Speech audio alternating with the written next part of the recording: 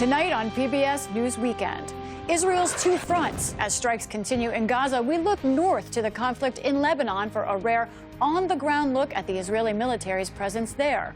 Then, following Nepal's largest unrest in decades, we look at what's behind the Gen Z protests that toppled a government. And he aimed to blow our minds. A new archive opens in London celebrating the dazzling career of rock's starman David Bowie. Every day we're finding really interesting new stories, new discoveries, things that have never been on display before.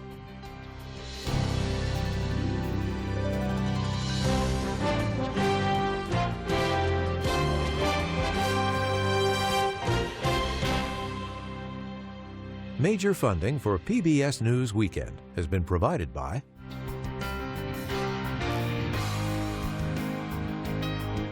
the ongoing support of these individuals and institutions.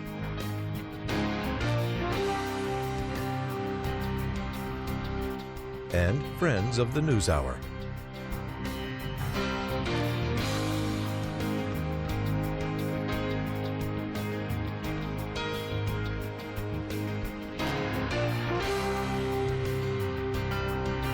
This program was made possible by the contributions to your PBS station from viewers like you. Thank you. Good evening. I'm Lisa Desjardins. John Yang is away. New details tonight on the suspected shooter in the Charlie Kirk assassination, which Utah's governor says may provide clues about the motive. The state of Utah, where the murder occurred, expects charges will be filed this week. Today, Governor Spencer Cox confirmed several new details about the investigation. He said the suspect was in a romantic relationship with his roommate, who is transgender. Cox also said the alleged gunman recently spoke with others about his dislike of Charlie Kirk. And after the shooting, friends of the suspect initially joked with him that he looked like the shooter police were searching for, but did not think it was really him.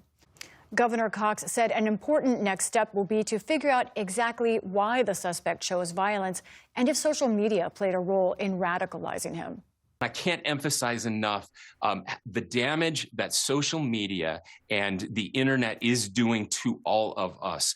Those dopamine hits, these companies, trillion-dollar market caps, the most powerful companies in the history of the world, have figured out how to hack our brains, get us addicted to outrage.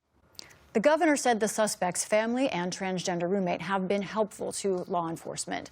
Meanwhile, supporters of Charlie Kirk are coming together to mourn the loss of the young, influential activist. Supporters set up a memorial for him outside the headquarters of Turning Point USA in Phoenix, Arizona. A prayer vigil is also set for later this evening at the Kennedy Center in Washington, D.C. Now to Africa and southern Congo, where a few hundred doses of vaccine have finally reached an area dealing with an Ebola outbreak. Some 400 doses arrived via UN helicopter. Tens of thousands more still have not made it.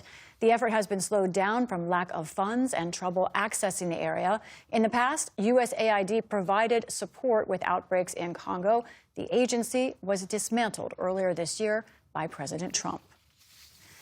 In the Middle East, Qatar's prime minister strongly denounced Israel, saying its strike on militant Hamas leaders staying in the country threatens efforts to normalize ties. This comes as Qatar hosted a meeting of Arab and Muslim leaders to consider a response. Qatar says it will still work toward a ceasefire in Gaza. And in Gaza, the Israeli military struck multiple high-rise buildings in Gaza City today, killing at least 13 Palestinians. The blast sent people scrambling in a city where there are a shrinking number of places to shelter. The IDF has urged Palestinians to evacuate south, but residents say there is no easy path to safety. As it intensifies its war in Gaza in the south, Israel also remains in a simmering conflict on its northern border with Lebanon. Under a ceasefire agreement, Israel was supposed to withdraw from the area in January, but the military has recently expanded its presence, stating that the militant group Hezbollah was in violation of the terms and an active threat. Special correspondent Simona Fultin brings us this report. An Israeli flag firmly planted on Lebanese soil. This military base in Hula is one of several new posts the IDF has set up in Lebanon in recent months. A roadblock erected by the Lebanese army is as far as we can go. Next to it, the burnt hulk of a car hit by Israeli fire serves as a warning. You see that machine gun they put up on the base?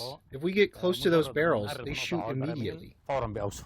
Hassan Ktesh, a former member of Hula's municipal council, used to live just past the roadblock. His house is nothing more than a pile of rubble. That's my house over there. You see that column, that tree, just 20 meters from here. My house went in an air raid, but the rest of this neighborhood was booby-trapped and detonated on a single day. The IDF base in Hula is located around 500 yards inside Lebanon's territory. It has cut off the main road tracing the border. More than 50 family homes used to be in that area, including Hassan's, razed to the ground as part of what Amnesty International has called a deliberate destruction of civilian property. In the abandoned village center, Ali Hassan, the newly elected mayor, told me that a third of Hula's agricultural land remains inaccessible. Farmers can't live away from their land. They depend on it to survive. They must return to cultivate. The mayor says that the IDF has killed 5 civilians as they tried to return to their land. They don't want to see anyone here. They want this to become a buffer zone without any life. If they target one person, of course the others won't try to come back. The IDF was supposed to completely withdraw from Lebanon in January. But in March, Israel's defense minister said it would indefinitely keep 5 strategic outposts inside Lebanese territory. Some of these posts, like here in Labuna, have been built right next to UN peacekeepers who, just like the Lebanese army, have been unable to stop Israel's ongoing occupation. The IDF has built its bases on high vantage points, seizing hilltops that overlooked Israeli settlements and could be used to launch attacks. We drove along the border to see the impact of Israel's military action. The first thing you notice, of course, is the utter level of destruction here. There's barely a house standing. It's also very difficult to get from village to village because of the new Israeli outposts that have been erected here. We're having to take detours. Some of the roads have been blocked off because they're simply too dangerous. We find village after village reduced to ghost towns. These are the ruins of Kfar Kila. In the distance, on the hill behind it, we can see another IDF base. Located almost a mile inside Lebanese territory, this is the deepest IDF post. It overlooks the plains of Khiam, from where Hezbollah used to launch rockets into Israel. Hezbollah has ceased its attacks on Israeli settlements, seen here across the wall, but the IDF has shown no signs of leaving, making its withdrawal conditional on the group's complete disarmament. Meanwhile, Israel has committed near-daily ceasefire violations. Ali Fakih is a construction worker whose bulldozer was taken out by an Israeli drone earlier this month. The drone seems to have dropped explosives or fired a small projectile, setting fire to the engine. Ali believes the goal was to intimidate villagers who tried to rebuild.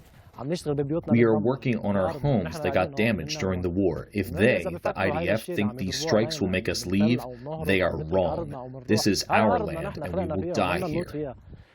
After the attack, another drone dropped flyers onto the area. It says that the bulldozer was in fact rehabilitating a military installation belonging to Hezbollah. You can see the image of the bulldozer right here, and it goes on to warn villagers here to distance themselves from the group. Support for Hezbollah runs deep in Lebanon's south. People here call it the resistance, seeing it as Lebanon's primary bulwark against Israel. But Ali says neither he nor his client have any connections to the group. They don't want anyone to do construction work here. They want the area to be empty so they can do whatever they want. Hezbollah has handed over hundreds of its military facilities to the Lebanese army, which is supposed to fill the security vacuum. But it lacks the equipment, capabilities, and political backing to protect Lebanon's sovereignty against the much more powerful IDF. In Aita Ashab, a Hezbollah stronghold right on the border, people have little confidence that the Lebanese army can protect them. God help the Lebanese army. They are standing by the bulldozer to protect it from Israeli drones. What kind of army is that? Let's be honest, they don't protect us. Villagers say the IDF destroyed a Lebanese army outpost that used to overlook Aita Shab and still uses it to stage operations. The Israeli forces come at night on the outskirts of the village. Not long ago, they blew up a few houses in the village. In the cemetery where many Hezbollah fighters lay buried, I met Aziza Surur, who came to visit her brother's grave. She's unable to return home to Hula because an IDF post now stands on the rubble of her house. For her, the reason is clear. Israel's goal is to expand. They want to create greater Israel. Hezbollah has rejected U.S.-led calls for its disarmament as long as Israel occupies Lebanese land. For PBS News Weekend, I'm Simona Foltin at Lebanon's border with Israel. We reached out to the Israeli military about our report. They told us they operate carefully in accordance with international law and said their actions in southern Lebanon are defensive in nature, meant to neutralize immediate threats to Israel's security. They added that any claim that Israel intends to occupy Lebanon is baseless, and they strongly condemn it. Still to come on PBS News Weekend, we explore a new tool being used in the fight against suicide, comedy, and a colorful legacy, the archive of British rock star David Bowie. This is PBS News Weekend from the David M. Rubenstein studio at WETA in Washington, home of the PBS News Hour, weeknights on PBS. Nepal finds new calm this weekend with the appointment of a temporary leader following an extraordinary week of violence. The death toll now stands at over 70 after anti-corruption protests led to police clashes and a host of buildings in the capital being set aflame. An interim prime minister is in place today, asking for people to come together. New elections are expected to be held in March, but key issues like unemployment and inflation that drove the protests remain unaddressed. Earlier, I spoke with Alex Trovelli, a South Asia business correspondent for the New York Times. He's in Kathmandu, and I asked him to describe the situation there today. The capital of Nepal, Kathmandu, is actually rather quiet now, and it looks normal in a lot of respects. There's still a large military presence on the streets, but they're not blocking traffic. There are a lot of burned out buildings. So if you're looking at the old halls of power, it's like a disaster swept through town. In fact, a few of them are still even on fire. But I would have to say that traffic, business, civilian life is carrying on almost as if it were an ordinary time in Nepal, which it very much is not. This is a historic time, and it seems like the protests evolved in part because of the bans of some social media platforms, but there also seem to be a lot more deeper issues there. Can you help us understand how this all evolved? Yeah, it's becoming clearer and clearer, Lisa, that the social media ban, which was the proximate cause or the trigger for the protests, it was a small part of a great big angry whole. It was Monday of this past week that the mostly young people took to the streets in great numbers. And you could see already on the banners and placards they were carrying, it's much more about entrenched problems that Nepal faces, political problems, corruption, a culture of impunity, and there was a vast amount of anger. And then that all changed on Monday itself when armed police started firing into the crowds. Very quickly, a lot of young people died by police bullets, and then there's an entirely new cause for outrage. What has day-to-day life been like for the young people, especially those leading this protest? So life in Nepal is very tough for young people, and often these are young people who've invested a lot of time and a lot of their family savings in education. One of the surest signs of this economic crisis is the number of young Nepalis who have to leave the country in order to find employment. This is often for menial jobs in the Gulf or in Malaysia. It's not that these are young people who necessarily want to leave Nepal, but almost 2,000 do leave every day. There's, by some estimate, half of the country's families depend on income being sent by Nepalis working abroad. This is a desperate situation, and it's not one that young people want to put up with forever. Can you tell us about the new interim prime minister and why it was that young people in particular wanted her in the job? Yeah, it's very hard to get a grasp on really what the young people want, mainly because we don't really know who they are. It's a leaderless movement, or that's how it began. And we do know that members of that leadership, however they were chosen, were talking to her. Her name is Sushila Karki, and she came out as the favored candidate. Now, she's a former Chief Justice of Nepal, in fact, the country's first female Chief Justice, and a jurist by training, so interested in constitutional matters, not especially beholden to any of the big political parties, and a satisfying choice, if there had to be one, for a caretaker prime minister. Can you help us understand Nepal's role in the region and whether these protests have any wider influence as well? It's a small country, but where does it sit in terms of its importance?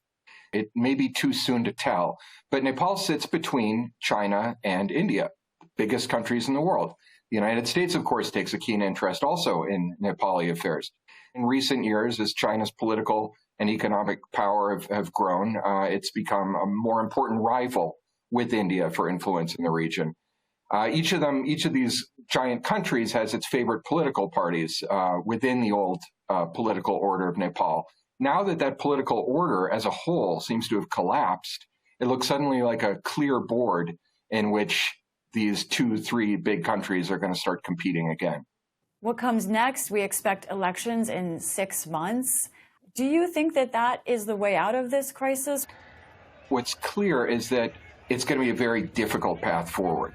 There's no period of time in which you could say, we know how Nepal is going to replace its established political parties, or the parties themselves perhaps will stick around, but they'll figure out a way to replace their tarnished leadership. Perhaps Gen Z, as they call themselves, the student protesters, will find a party to throw into the fray themselves. But 6 months is a very short amount of time for anything like that. The country's really going to need parties that can attract popular support. And that's something that is very hard to see from this week. Alex Travelli, we know you'll keep watching it, and we appreciate that. Thank you for joining us. Thank you very much.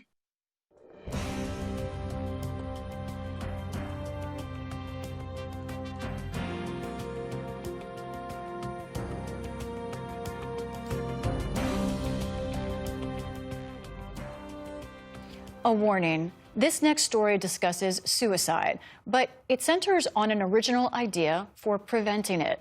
In the United States, suicide is one of the leading causes of death, claiming more than 49,000 lives in 2023 alone, that according to the latest CDC data. But one organization has found an unconventional tool to combat these grim numbers: laughter. The group is called 1 Degree of Separation. It's made up of comedians who hold sessions that start not with advice, but family-friendly jokes like these. I actually really enjoyed growing up here, except for the part where I actually had to live here, you know? I was on a date with this girl, and she was like, "You're so tall and handsome. How are you single?" And I was like, "You'll see." Brad Bonner Jr. is the founder of the suicide prevention by comedy program, 1 Degree of Separation. He joins us as part of our look at the intersection of health and art, part of our arts and culture series, Canvas. Brad, thank you so much for talking to us about this. You know, traditional approaches to this area are very serious, very straightforward. Why did you think comedy should get involved? A big influence was the biography about Robin Williams that was done after he died by suicide. And I kept waiting for them to talk about his depression or his suicide, and then the documentary was over. They don't even mention a word about it. And it upset me. I thought he would have talked about it. I don't think he would have shied away from this as a topic. I wonder if I could get a group of comics together that would just give a raw, real demonstration and conversation about what depression looks and feels like. You are an advocate, you are a coach, and you're someone who's experienced this yourself. But I wonder, when you get in a room with comedians, when they're talking to folks who maybe haven't opened up even to themselves about this, what does this actually do when it's happening? You know, there's so many steps to dealing with depression. The first one's to talk about it. If you don't get that one, none of the other things happen. And so we hear about people going into a mental hospital or volunteering themselves after they come to one of our events because it encourages dialogue and makes it feel comfortable. One of our comics, Kevin Davis, he's a 20-year Marine Corps veteran, a master sergeant. And until he met us, he had never talked about his depression. And he's 66 now, and he says, "This is the happiest I've ever been in my life because I don't have the secrets. I've spilled them all on stage." You have about 100 comedians so far that have participated. You'd like them to be from local areas, but you specifically make sure to go out to rural areas and also military bases. And I'm curious, those are two areas that we see really heavy incidents of depression and suicide. What have you learned by going into those areas about the problem and resolving it? One of the big things I learned is that depression's the same for everybody. Every culture thinks we don't talk about it, but no culture talks about it.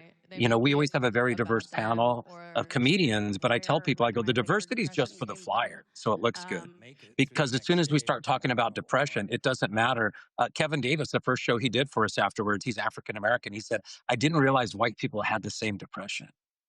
And what I learned is, even in these rural communities, is that we're all first responders for a mental health emergency. The first person for a mental health emergency is not going to be an EMT, a therapist, a doctor. It's going to be your friend, the person next to you. I know you start with the comedy, and then you show these 5 questions. We're going to show them to our viewers now. They center around this idea of what is helpful to you and what is harmful to you, either in your own actions or other people's actions. Why those questions? What do those do? I wrote these down in 2 minutes, word for word. We've given out over 80,000 of these 5 question cards. We have clinics now that their intake questions for all new mental health patients are our 5 questions. Wow. They are all encompassing. They're this big umbrella. They're non-confrontational, and everyone's afraid to have the conversation. Well, here's 5 questions. Ask these 5 questions, shut up and listen, and you'll have an amazing insight into what somebody's depression feels like, the physical part of it, what others do that makes it worse, what others do that makes it better. And then that 4th question, that self-inventory of, well, what do you do that makes it worse? That's looking inward and acknowledging. I isolate, I lie, say I'm fine when I'm not, I drink too much, all of these things that have a factor in it. And then that last question is the positive one. What do you do that makes it better? All those 5 questions, they're simply there to teach people how to have a conversation. Nothing confrontational. They're really just open-ended, simple questions. Brad Bonnier, laughter is the best medicine, but laughter along with listening. Thank you for helping us listen. Thank you.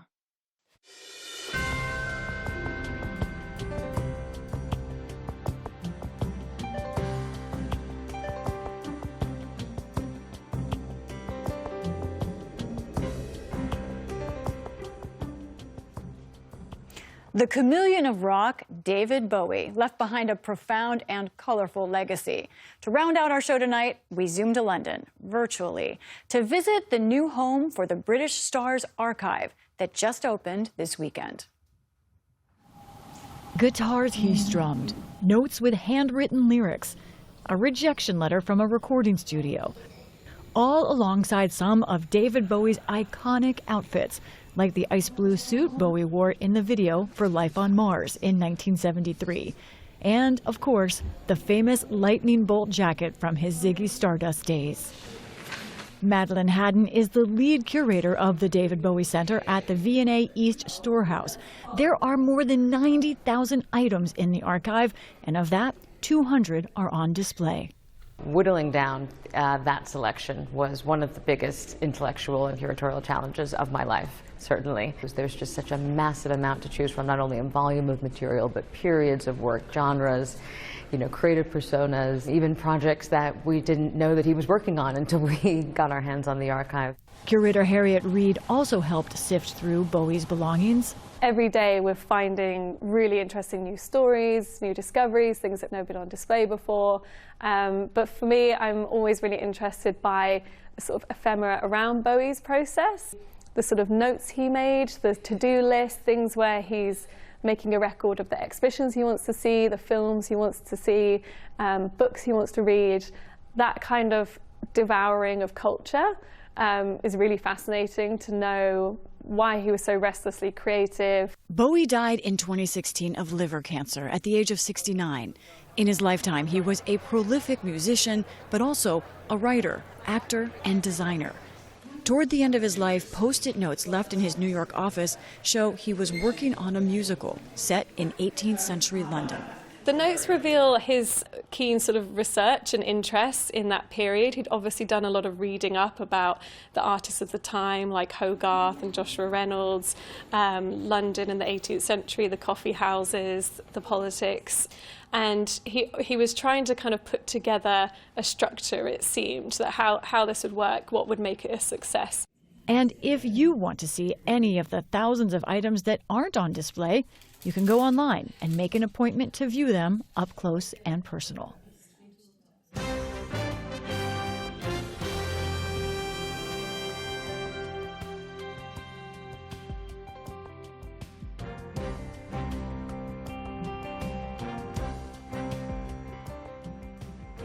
Now online from our excellent digital team, we get more information on the suspected killer of Charlie Kirk. All that and more is on our website, pbs.org/newshour. And that's it for our program tonight. I'm Lisa Desjardins. For all of my colleagues in the control room, in the studio, thank you for joining us. We'll see you tomorrow. Major funding for PBS News Weekend has been provided by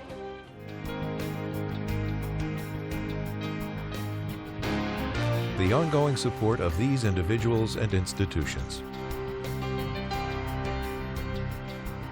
Certified financial planner professionals are proud to support PBS News Weekend. CFP professionals are committed to acting in their clients' best interest. More information at letsmakeaplan.org. This program was made possible by the contributions to your PBS station from viewers like you. Thank you.